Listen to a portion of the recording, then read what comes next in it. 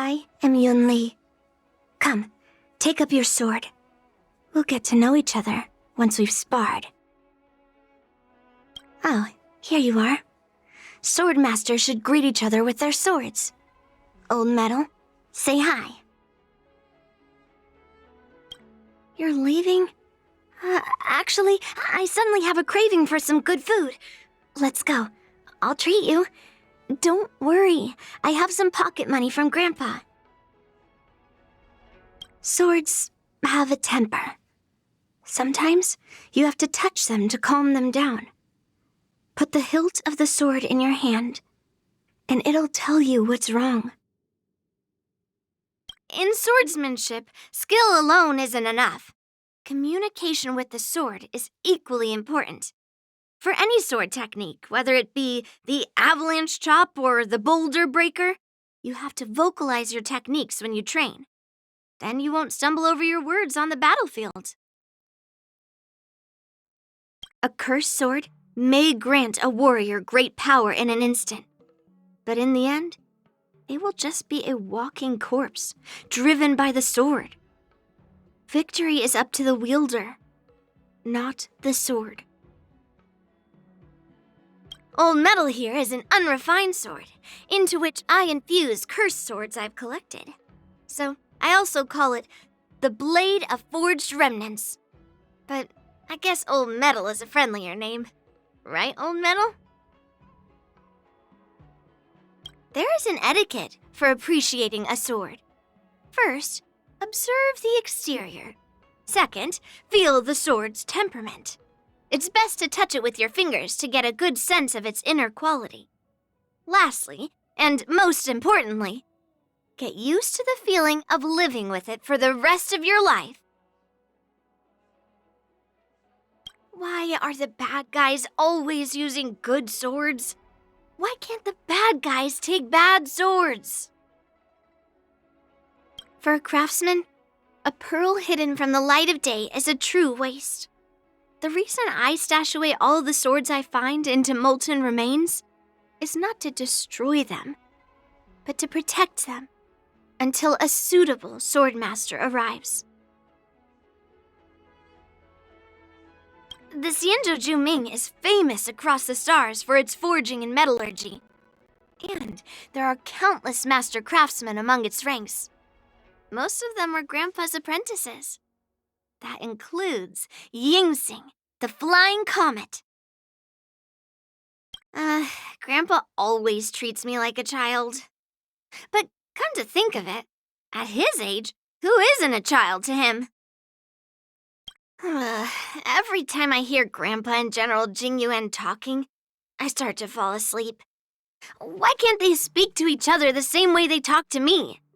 I can never understand conversations between generals. He has so many great swords that he never uses. Sometimes I can hear those swords crying. Is this what people mean when they say spoiled for choice? I prefer to make friends by sparring. After all, combat is more sincere than words. That carefree general of the Yao Qing is the same as me in that regard. Ah, yes. General Feixiao has a counselor by that name. I've heard that it's very, very difficult to see him, unless he reveals himself willingly. But usually, he's nowhere in sight. He always asks me to go eat hot pot with him.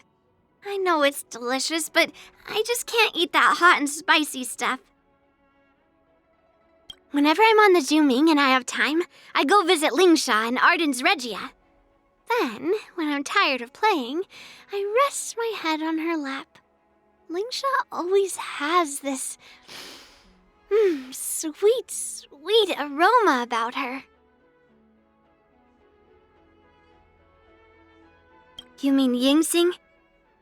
I've never met him in person, but Grandpa has mentioned him countless times. He's probably one of his most famous apprentices.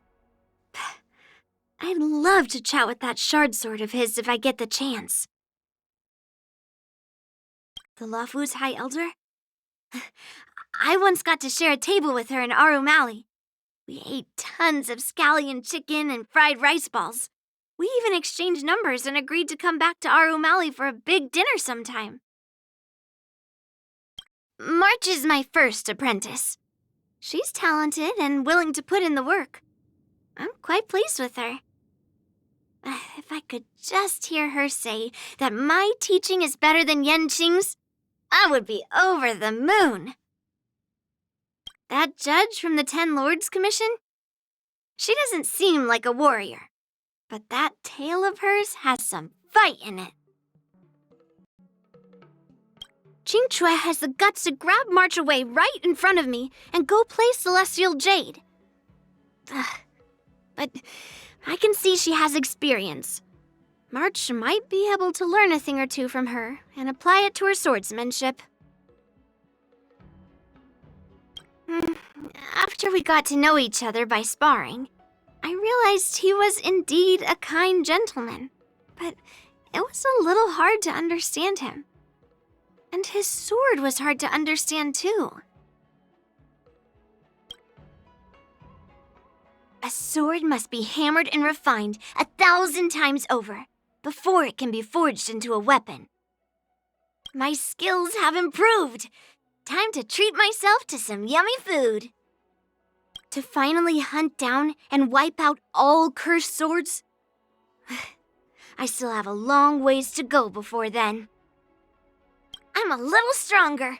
I can even hear my sword congratulating me. If it isn't the assistant teacher. Give me a hand here. March, stand closer. I'll teach you a few tricks for the battlefield. Yenqing, how about a rematch? Best of 3? No. 1 round. Are you okay? Grandpa always said it's bad to exercise after eating.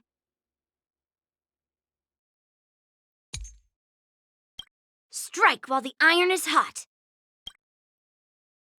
I've yet to find a lump of iron I can't melt. The outcome lies within the self, not the sword. Gonna show me what you're made of? Hey, old metal, just between us, which one do you want to strike? Oh, all of them? All right. Rock-shattering slash! Pulverizing sword strike! Again.